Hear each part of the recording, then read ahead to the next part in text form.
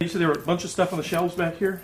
Yes, sir. On all three of these shelves, I mean, this whole entire back wall was filled with boxes. Okay.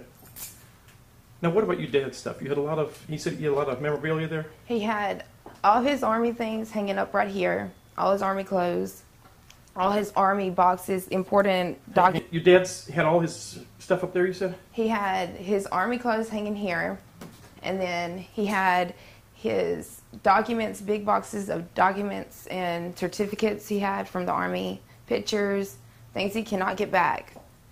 And over here, he did have some medical things over here because he's a doctor too. And let's see, over here was... You know, this garage door here that was locked when you got here? It was locked, yes, sir. But you can't lock it from the handle. You can only lock it from this. Okay. And just dirty clothes even? They dumped them over, just threw them over? Dirty clothes. It was in there, and clean clothes out of the washing machine and the dryer. Just dumped it everywhere. I don't know what clothes they took out of there. Just... Sorry, go ahead. They took the pleasure of taking groceries. Just ransacked your pantry then? Yep. What, was all that pretty much just laid out in order, or just... Yeah, we keep everything in order in a certain place. Just took it. I guess they was hungry. I don't know, but yeah. Tell me a little bit about this double lock. You said the double lock and the alarm system there. Tell me a little bit about that. These both were locked like that. Okay. And you can only unlock this door if this is unlocked, the very top one. But we left them both unlocked. I mean, locked whenever we left. And we set the alarm, which did not go off at all. And then the other door, the back door, we had those both deadbolted. All the windows were locked. So we don't understand how they got in. We got home. You can't set it or anything. So I don't know what they did to it, but the alarm was set when we got home. I mean, we got left. Deciding to take the dining room set because the chairs, one of the chairs is outside, and this chair.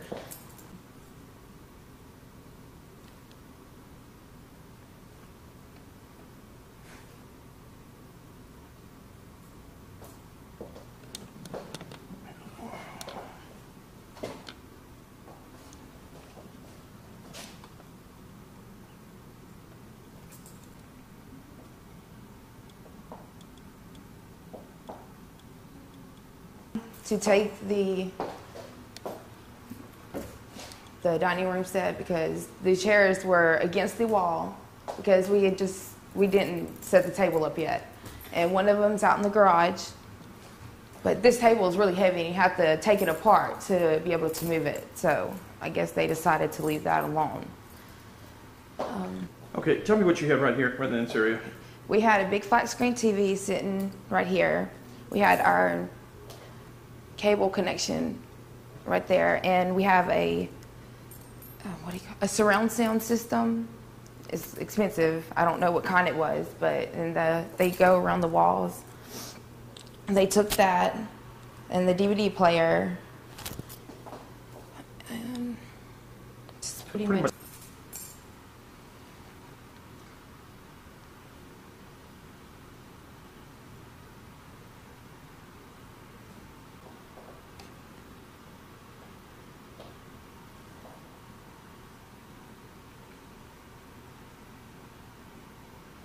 So basically, that's the only thing they actually left on the wall. Is it up too high they didn't see it, or?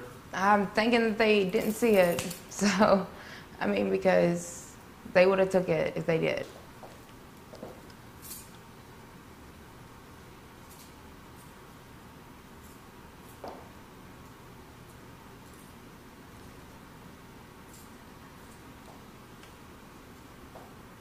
Okay, first of all, what is your name again?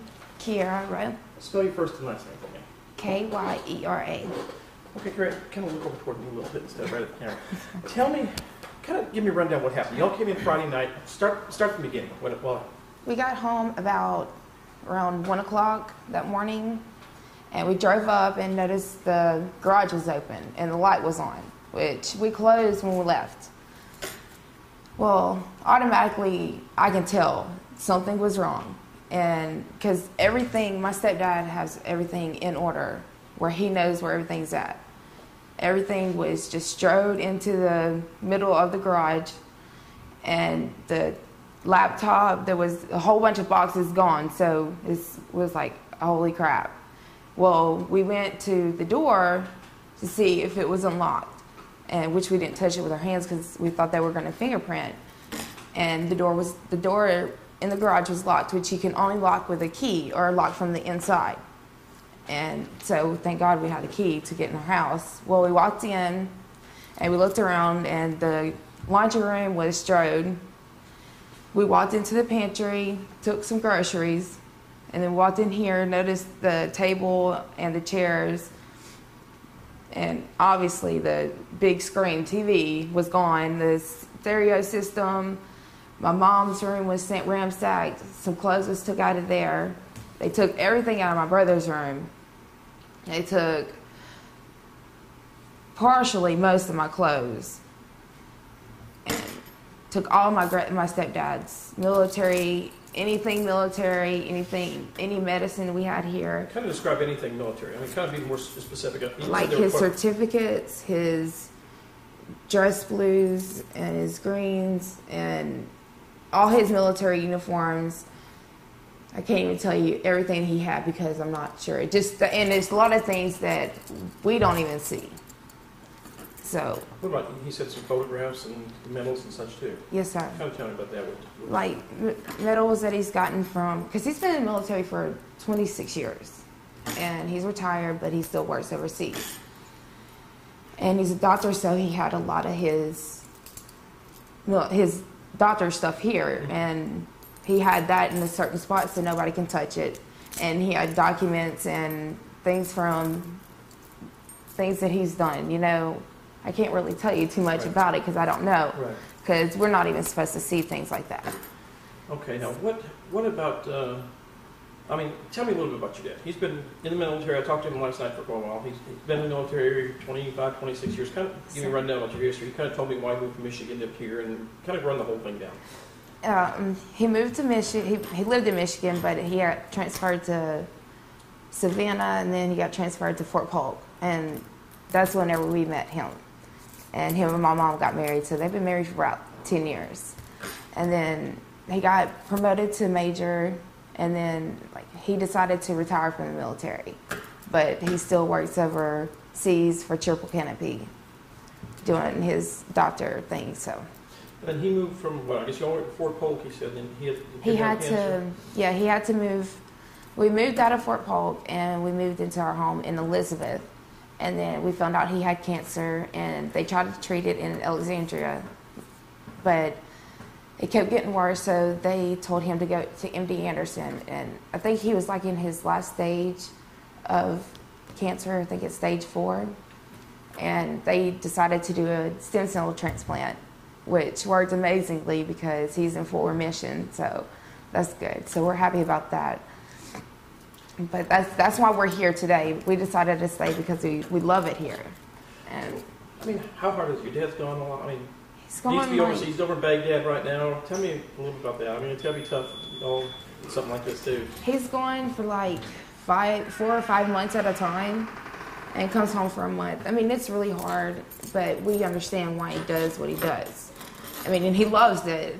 But it's really hard because I miss him a lot. But it's every time he leaves, something bad happens all the time. Then you had an incident happen. What was it, last year? One of the vehicles you brought home? Yes, it was last year around August, at the end of August, beginning of September. We got it.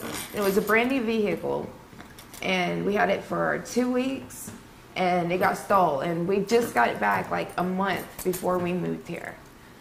And nothing was done about it. Nobody got in trouble about it or nothing.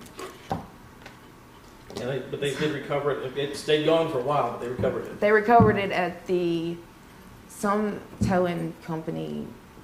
Okay. So now, okay, your room. You said they got a lot of your stuff too, dresses and things like that. Yes.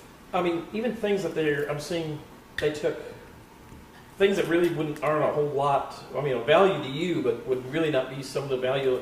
Yeah. You said your brother's clothes even. Yes, they took his shoes, his clothes, they took everything. I mean, cologne, jewelry. They took all my jewelry, took all my mom's jewelry, her wedding rings, which is expensive alone, and took all my necklaces I have, because I have a lot of things that came from Iraq, and then it's Iraqi gold, and it's expensive, which hurts my feelings because everything that they took meant everything in the world to me, and they just took it. They don't care. And nothing was done about it. They didn't fingerprint this house. They didn't do anything. Just write a report. Now, you called Houston Police Department out here. Now, even though you're in Montgomery County, you're in this city, Houston, this end Yes, right sir. there. Called Houston. What did they do when they first came out? And do you remember the officer's name that came when he came out or I not? don't remember his name, but we do have it wrote down. Okay, all right. He walked in. He asked, pretty much what went on. Mm-hmm. And then he walked in the house, and he just looked around and everything. And he just asked what was missing. And he wrote it down and looked, and that was it. No fingerprints, no nothing. No fingerprints, no nothing. Okay, now this apartment, it's a secure apartment. I mean, I pulled up, you've got a gate to come through. Tell me a little bit about that. I mean, You have to get through that gate, you have to have the clicker. Like, it's a clicker, and you press 1 or 2. And that's the only way you can get in.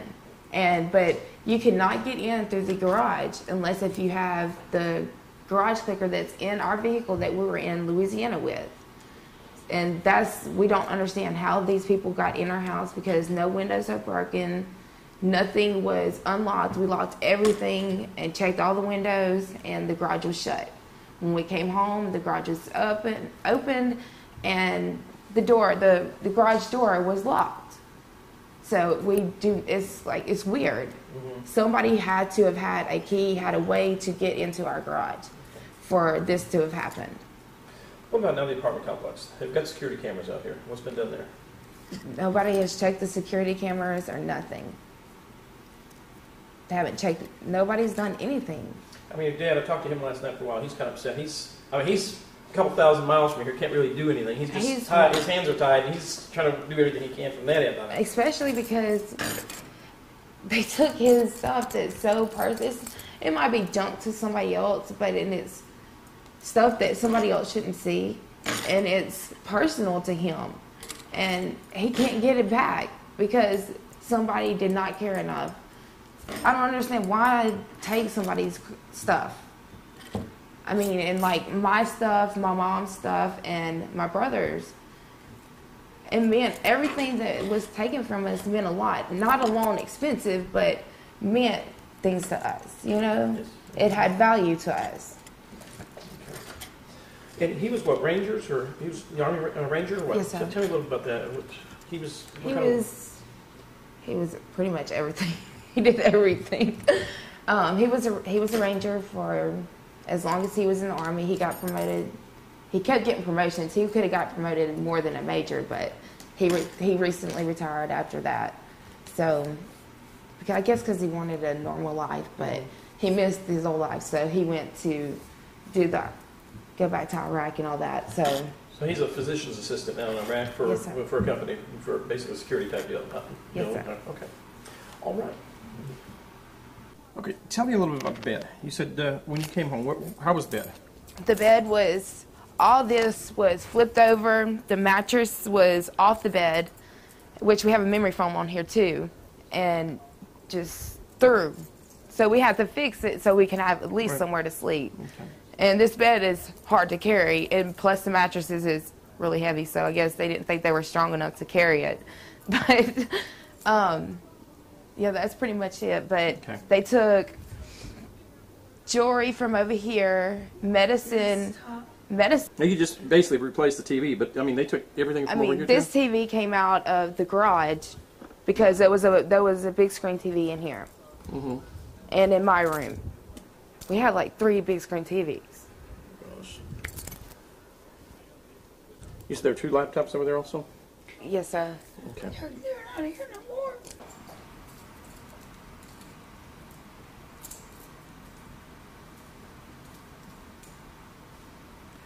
most of my baby's toys. My baby's sleeping right now. They took all his clothes, just besides his welding clothes and our Letterman jacket. All his shoes. They did have this bed ransacked too. He had like 5 bottles of cologne over here and jewelry. They went through all his drawers. Not sure what all they took because I don't keep up with my brother's things, and this TV had to come out of the garage. So the TV that was in here is gone. Okay. So, Just threw everything around in your bed? yeah, and went through all my drawers. Really don't even have anything in these drawers. It made you feel someone going through your personal stuff. I mean, that really takes the, you know. I mean, seriously, like panties and everything. Who goes through that? I mean, I hardly have anything left in my drawers. And they went through all my clothes in my closet, threw everything around. I mean, everything. They took all my dresses. Work is expensive. I mean, it's not because I want to wear expensive stuff. It's just that's how it winds up being, you know. But because I wear dresses a lot, I dress up all the time. But that's everything. My child, they took it because none of this fits him anymore. The what? They took what now? My baby's clothes that actually fit him. They took all those because the ones that's hanging up here, they don't fit him no more. But yeah, went through all this box over here and just threw everything around. Clothes besides these. And those are 60. Okay, this is the clicker that you use to get into the gate and to get into the rec hall and the gym. And you cannot open the garage or nothing with this. And this is the house key, which is connected to the clicker. Keep down where you were at there. Okay. And we are the only people who has these keys, and they're supposed to be safe, and we don't feel safe. 2 women living alone in an apartment complex that's supposed to be surveillanced, have an alarm system that did not go off, and somebody can get into your garage that easily is not acceptable. It's scary. I mean, even right out the back door here is basically swimming pool. Plenty of traffic out here. This is the front office area. People come in and out of this door right here to go to the gym. And you can see these apartments right here can see this way. Right. And there's people that live above our garage, so I don't see how they didn't see anything. Right. I mean, the government should get in on this too, I believe. You know what I'm saying? Especially because it got. Yeah. Oh yeah, I could show you that. He has it on the back too. Does he? Okay.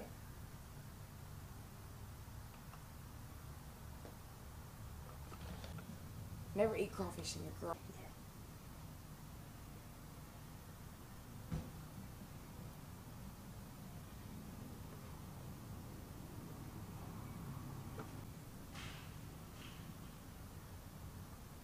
But some of the things that they have and what my stepdad has.